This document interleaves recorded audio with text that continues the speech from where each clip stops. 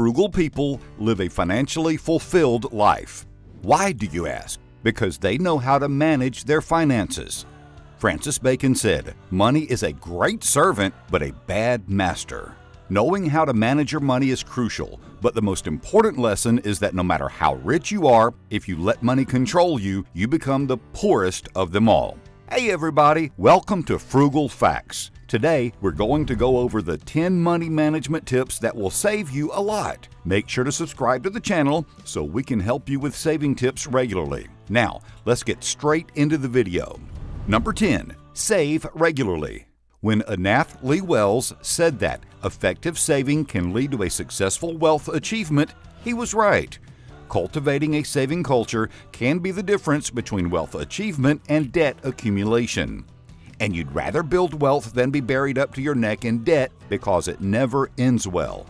To save regularly, you need discipline, commitment, and sometimes sacrifice. It is not easy to take your money and put it in a savings account. Trust us, somewhere down the line, you'll be tempted to spend it, and if you can't fight temptation, you'll be in financial trouble. To ensure saving consistency, you can opt to make your transfers automatic. For example, if you want to save $100 per week, you can set your checking account such that it transfers money automatically to your savings account. By the end of the month, you'll have saved $400 to $500, the money you'd have otherwise spent.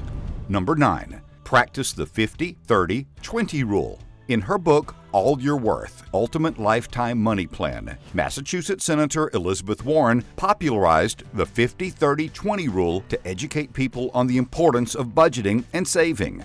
The plan is to allocate your income to essentials, wants, and savings. For example, 50% is supposed to be allocated to essentials. These are the things that you need and cannot live without, such as housing, food, utilities, and transport.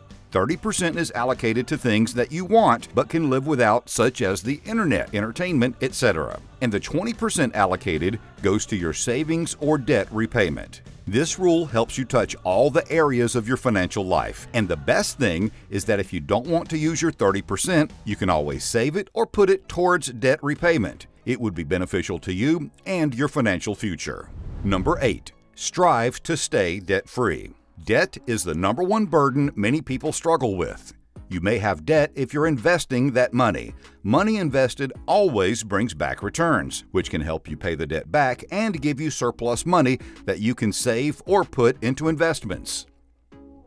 But if you incur debts so you can live a flashy lifestyle and have no income streams helping you repay them, you'll be in debt prison for a long time. If you have $100,000 in savings and $25,000 in debt, clear it first. It is not easy to pay the debt, but you'll have financial freedom when you do, even if you won't have any savings. You can start saving from scratch. Mark Cuban said, "Pay off your debt first. Freedom from debt is worth more than any amount you can earn." We agree with him. Number 7. Limit use of credit cards. Let's paint you a picture. You go to the mall to see your friend. You have planned to have lunch and have enough cash for food and drinks. You're not worried because you know that if you spend more than the cash you have, you'd pay by card. But your friend is late, so you roam around the mall window shopping. Suddenly, a pair of sneakers catch your eye, and you find yourself walking into the shop. 10 minutes later, you come out of the shoe store, a pair of sneakers wealthier, but with $300 credit card debt.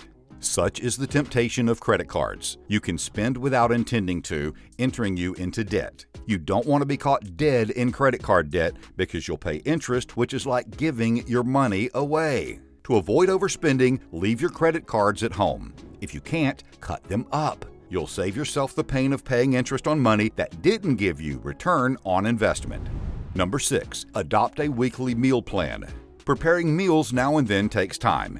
It also costs you money. Buying groceries in small quantities is more expensive than buying in large quantities. Also, buying groceries in bulk and keeping them may cause them to go stale because they're perishable. Adopting a weekly meal plan can save you time and money. For example, if you want to cook a meat meal 3 times a week, you can buy meats that are on sale and save more than $2 per pack. Also, vegetables are cheaper when bought in bulk. Busy schedules may cause you to be too tired to cook when you get home, or you may be trying to hit a midnight deadline and simply have no time to cook. If you have no food in your refrigerator, you'd be forced to order takeout, which besides being unhealthy, costs you 3 times as much money as it'd have cost you to cook at home. When you cook bulk foods, you save time, and as we all know, time is money. You also become a smart shopper, which saves you more money. Number 5. Eat more meals at home. The food you haven't cooked yourself always tastes awesome. Greasy foods taste even better, but they're expensive and eat into your wallet to the last thread. For example, the coffee you buy from Starbucks sells at $4.49, and those $7.50 steak burritos you get from Chipotle can add up pretty fast. If you're eating burritos for lunch during the weekend, you spend $15 a week. If you're a caffeine junkie and drink coffee every morning, you spend $31.43 a week. In a year, you spend more than $1,500 on just coffee. Did you know that a typical American household spends $550 per month in this way? That is $6,600 per year. Imagine what you can do with such an amount. You can set up your emergency fund, invest your money in a project that generates passive income, such as dividend stocks, or fluff up your retirement package. The options are endless. Choosing to eat your meals at home more often saves you money and also your health. It also helps you budget for your groceries, which helps you manage your finances and avoids waste. Number 4. Maximize on deals. No frugal person buys an item at full price unless there are no deals to maximize on. That is not saying they're mean to themselves. Frugal people consider value over price tag. But here's the thing. If they get a cheaper item that has the same value as the more expensive one, they'll go for the cheaper option. This is because they know the value of managing their finances and will maximize on deals to get the best out of a purchase. You can too. For example, if you go to a store, consider buying store-brand items instead of name-brand ones. Store-branded products are up to $100 cheaper depending on the item you're buying. Another way to manage your money is by buying non-perishables in bulk. You find that they are cheaper when you calculate the cost per unit. For example, a pack of 10 rolls of toilet paper may sell at $8.20, while an 8-pack may sell at $7.90. At a glance, the 10-pack looks more expensive, right?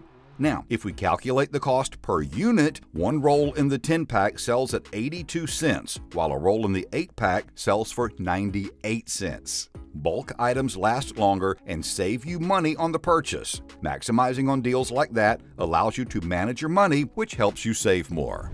Number 3.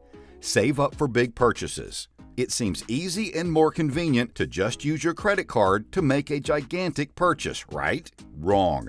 The better option would be to save for it. Credit cards accrue interest on loans, and the higher the loan amount, the steeper the interest and the stiffer the penalty if you skip a payment.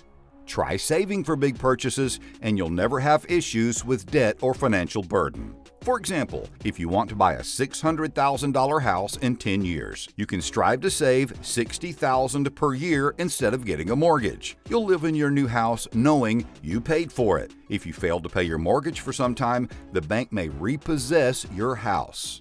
It is not always easy to save for big purchases, especially if it's something you need within a short time.